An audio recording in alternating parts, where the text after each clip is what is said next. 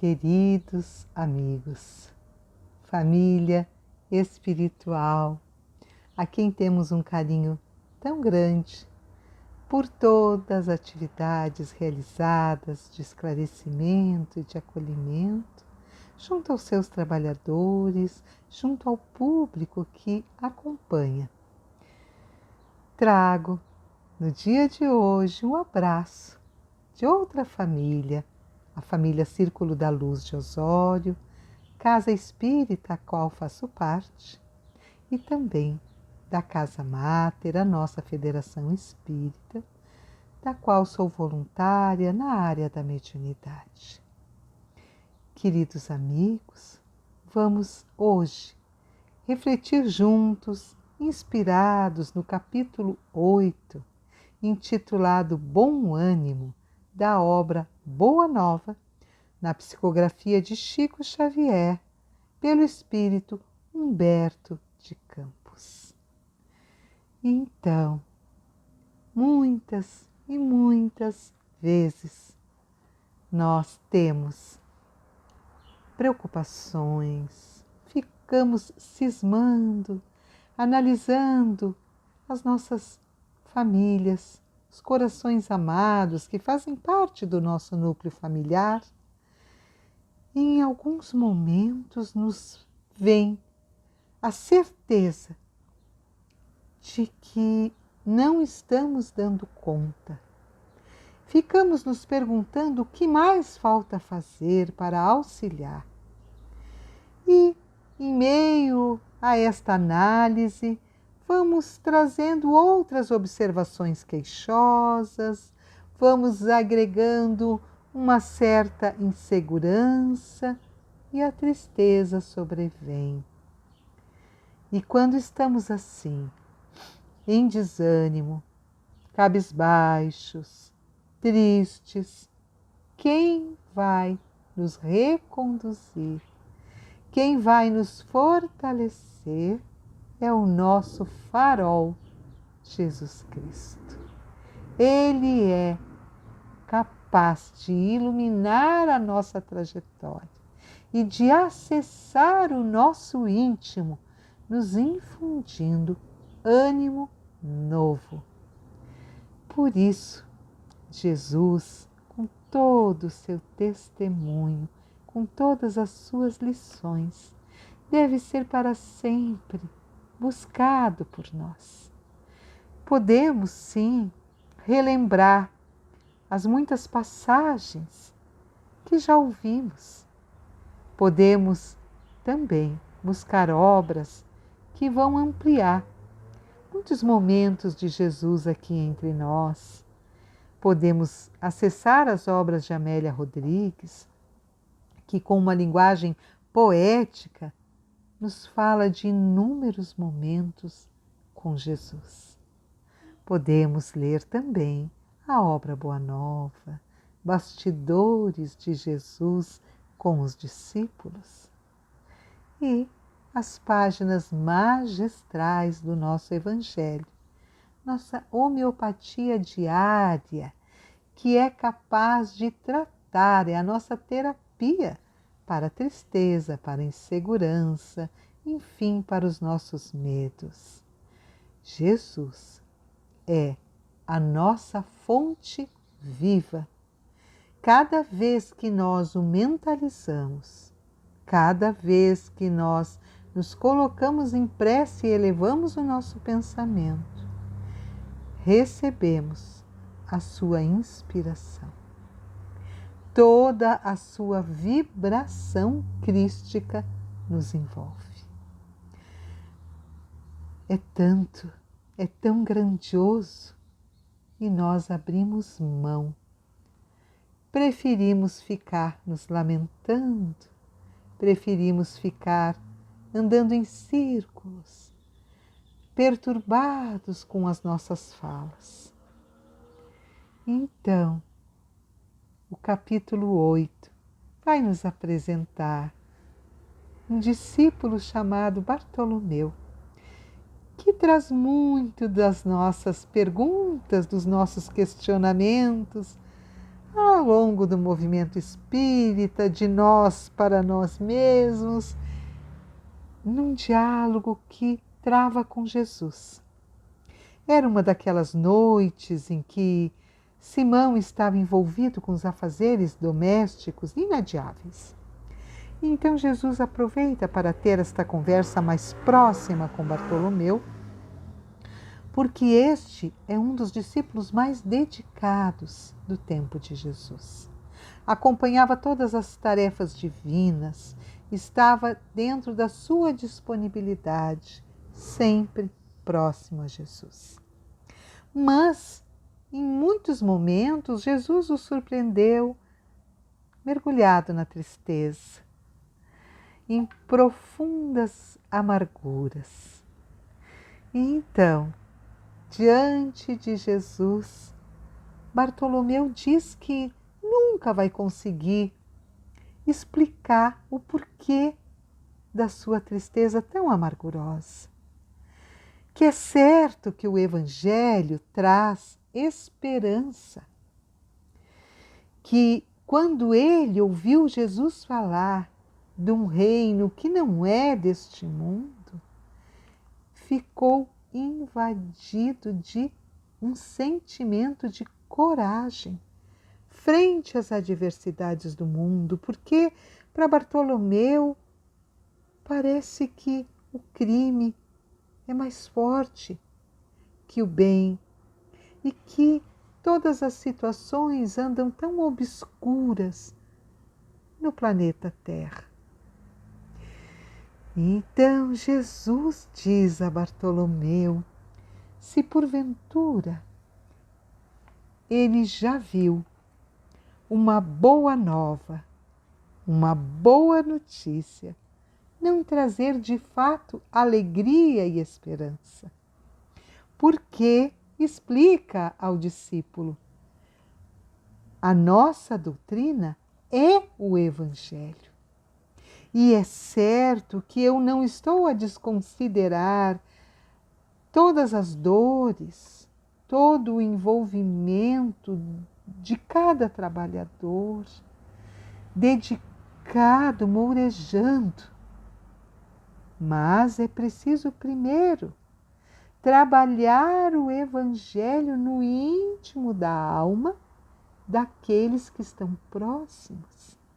Permitir que o Evangelho floresça em cada alma, para depois, então, estendê-lo aos demais povos, expandir a sua mensagem. Então, Bartolomeu traz a pergunta a Jesus: e quando os negócios do mundo são adversos e parece estar tudo contra nós? Jesus lhe pergunta: qual negócio tu preferes, Bartolomeu? Aquele que tu pagas a peso de ouro, iludido, e muitas vezes amordaça o coração ou a consciência. Ou o negócio que ilumina o ser e pela sua boa vontade faz a caminhada rumo ao Pai. Bartolomeu fica sempre muito pensativo em tudo que Jesus vai lhe trazendo, lhe apresentando. Então, nosso querido amigo pergunta a Jesus: Mestre, muitas vezes parece que esse Evangelho que traz tanta esperança exige de nós uma atitude de muita persistência, uma força permanente. E Jesus explica a Bartolomeu que o Evangelho é a verdade e a verdade não exige, ela transforma. Mas então, o nosso querido amigo ouve ainda Jesus explicar que a nossa vida terrestre vai sempre nos conduzir ao amor do Pai. O trabalho, as lutas são parte da nossa caminhada. Porém, nós muitas vezes, obcecados que estamos com as questões materiais, com as facilidades, colocamos as nossas vontades imperfeitas antes dos desígnios superiores do Pai.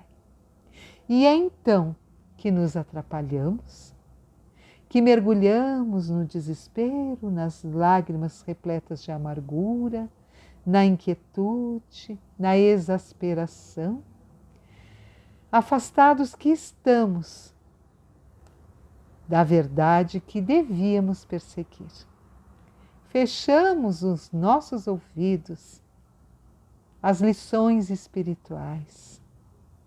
Fechamos os nossos olhos a toda a claridade que o Pai distribui na nossa jornada. E já não atentamos mais para a brisa cariciosa, nem para a mensagem das estrelas, nem para a voz das águas. O mugido não traz o seu sentido ao nosso coração. A palavra do amigo nós também não prestamos atenção. E assim nos afastamos do Pai, nos afastamos da claridade, nos afastamos do amor divino e mergulhamos na dor. E então, Jesus segue conversando amorosamente na sua bondade com Bartolomeu. E ele traz uma nova pergunta ao mestre. Mas não será justificável a tristeza quando perdemos um ente amado?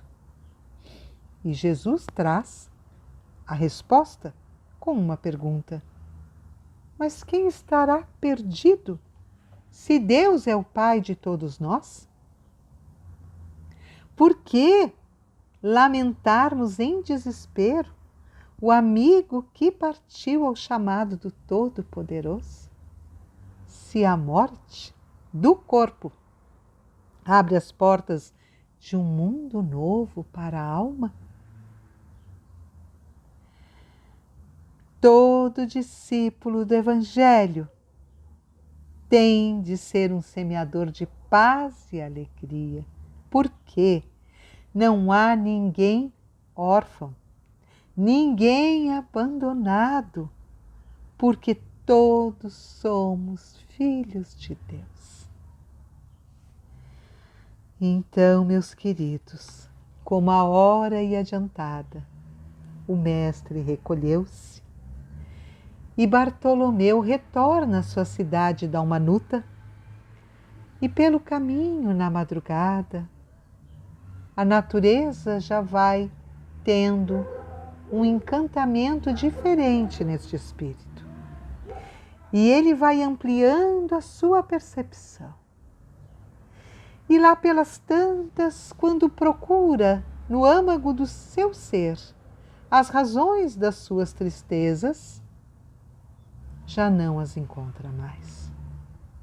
E sorri, porque entende que se dá um momento de cura. E então, Bartolomeu chega no seu lar e encontra os seus irmãos, que como sempre o recebem com impropérios, lhe chamam de mau filho, de vagabundo. E desta vez, Bartolomeu não sente nenhum rancor, não sente desejo de vingar-se, de responder à altura. Sorri com bondade, porque entende o momento dos nossos irmãos, que, enfim, fazem parte da sua família consanguínea. Vai guardar seus pertences silenciosamente. E o pai o recebe de uma forma muito agressiva e o coloca para fora de casa. Mais uma vez, o diálogo transformador com Jesus o faz perceber que o pai não conheceu Jesus. A ele sim cabe a compreensão, a ele sim cabe entender o momento daquele espírito, o espírito paterno, porque ele, Bartolomeu, conhece Jesus. E quando chega junto aos companheiros de pesca, onde tantas vezes ficou contrariado, chateado com as negociatas, Bartolomeu seguiu, sereno, cordato, amigo, causando admiração em todos. Admiração que não causou no coração do Mestre, que já conhecia o seu discípulo e sabia da transformação mental que se operava em Bartolomeu. E então, naquele momento, o Mestre envia um olhar de amor e de reconhecimento a Bartolomeu. E pela primeira vez, limpa uma lágrima que não era de tristeza, mas de alegria. O pescador de Dalmanuta aderira para sempre aos eternos júbilos do Evangelho do Reino. Amigos queridos, esta é a história de Bartolomeu, que com certeza eu convido a todos que façam a leitura na íntegra deste capítulo belíssimo e que possam assim mergulhar na construção literária de Humberto de Campos. E com certeza vão seguir buscando os demais capítulos, em cada um há um ensinamento aos discípulos, que, como sabemos, nos representam. Acabamos nos encontrando neste ou naquele perfil, porque os discípulos são homens comuns e traziam no seu comportamento, no seu perfil, muito de nós. Pois muito bem, aqui temos mais uma vez a comprovação de que Jesus foi o testemunho maior que nós temos para seguir. Na sua bondade, no seu silêncio, no seu diálogo íntimo, na pergunta que nos faz refletir, sem acusações, sem lamentações, sem críticas, sem desânimo. E então, meus amigos, nós vamos ter em mente que Jesus não é um mestre ausente, um símbolo morto, como diz o benfeitor Emmanuel, ainda e sempre é para nós o mentor vigilante, o exemplo vivo. Quando nós mentalizamos Jesus, aquela dúvida, aquele temor é acolhido. E logo, logo vamos sentindo a serenidade e a inspiração do rumo a ser tomado.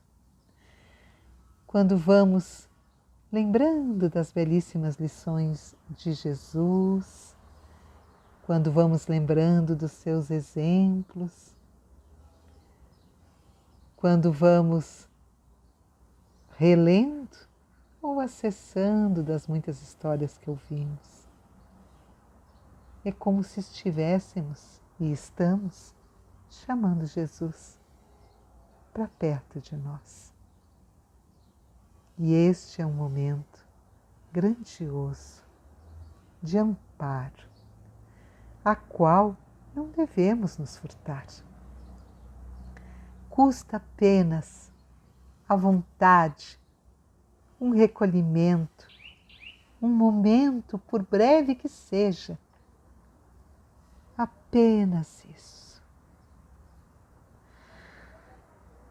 Amados, em Emmanuel, vamos encontrar uma outra descrição sobre Jesus que vai nos fazer pensar muito sobre o nosso jeito de agir no dia a dia e que nós podemos alterar conforme o próprio Bartolomeu conseguiu.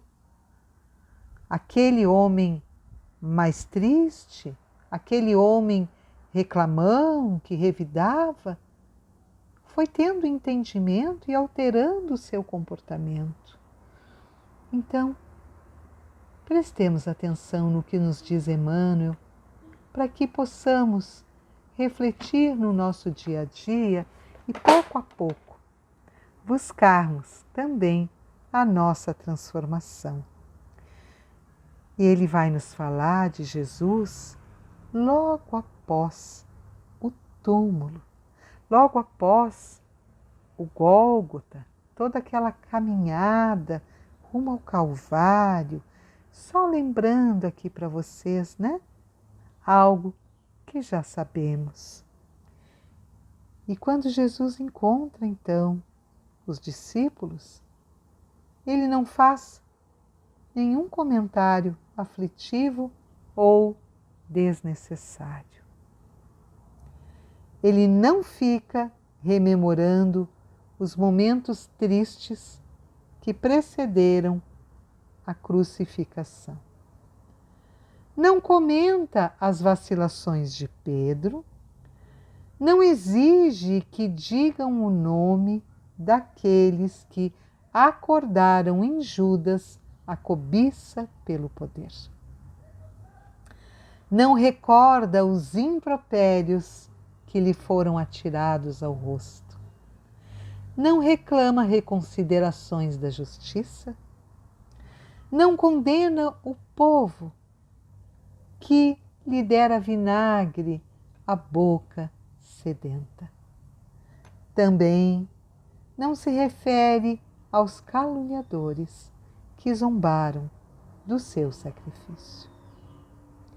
Ele retorna aos amigos com o mesmo sorriso e bondade, compreensivo, confiando, fortalecendo e transformando o pessimismo em esperança.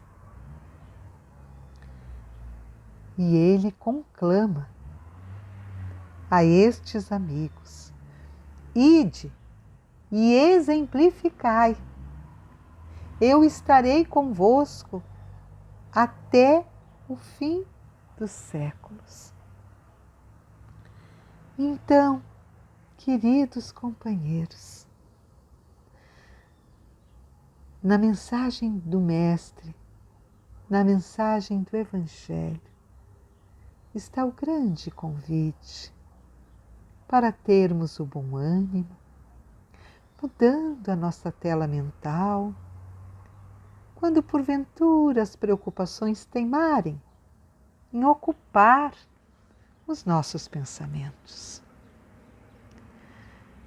Buscando sempre na prece o amparo do Mestre. E quando ficar muito difícil, intensifiquemos a leitura do Evangelho. Porque quando estamos com o pensamento mergulhado na mensagem de Jesus, somos envolvidos nas suas vibrações. e o seu conselho vai falar ao nosso espírito. E vamos nos fortalecer, corrigir rumos, silenciar ao invés de acusar e auxiliar, porque somos abençoados por fazermos parte da transição planetária. Certo que não será o único momento de transição. Certo que poderemos estar no seguinte, ou o nosso testemunho, a nossa tarefa envolve este momento, mas o importante é que sigamos assim, juntos, fazendo o que de melhor pudermos, para elevarmos sempre a psicosfera da nossa casa, da nossa cidade, do nosso planeta. Neste exercício que nos foi entregue, aonde não precisamos do espaço físico. E esta é a grande lição. Nós podemos sim promover a paz, a esperança, o fortalecimento, a coragem, entregando sempre o que há de melhor em nós. Nas horas iniciais do dia, na beleza das horas, temos um refrigério. Nas horas de serenidade da noite, horas do repouso, também.